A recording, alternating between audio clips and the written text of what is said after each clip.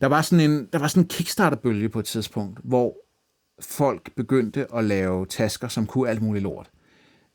Og i virkeligheden var det jo fucking ubrugelige, fordi så var der ligesom en lomme til en mus, ikke? Og den var ligesom lavet til den Magic Mouse, som var der på det tidspunkt.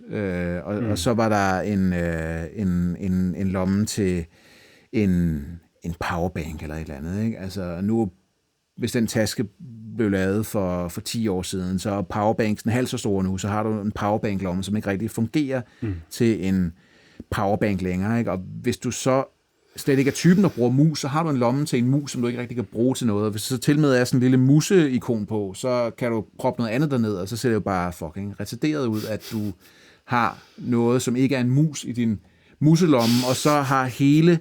Altså, så tasken bare forrådt sig selv, ikke? Altså, så hele det der koncept med, at alting har sin plads, det har slået sig selv ihjel. Så kunne du have et æble nede i muselommen. Ja, sådan noget der, ikke? Altså, eller en ost, ikke? Så er der en eller anden form for mening med det. Så det der med, at ligesom alting har en plads, det er en rigtig grim tanke. Altså, det er en dum tanke. Og så hvis de værste af dem, de indbyggede så også en powerbank i rygsækken, ikke? Altså, var der en fucking USB-port, ikke? Så du kunne stikke din oplader i udefra, uden at tage rygsækken af, ikke? Og lige så snart den dør, og batterilevetiden er blevet kritisk forringet, ikke? Så sidder den bare fastgjort derinde, ikke? Og du kan ikke komme af med den, og nu er det ikke fordi USB-A bliver udfaset lige med det samme, men så har du bare sådan en dødt USB-stik, som stikker ud, ikke? Og hvis det så regner en dag, ikke? Så kortslutter den, ikke? Og så får du strøm op igennem rygsøjlen eller et eller andet, ikke? Altså.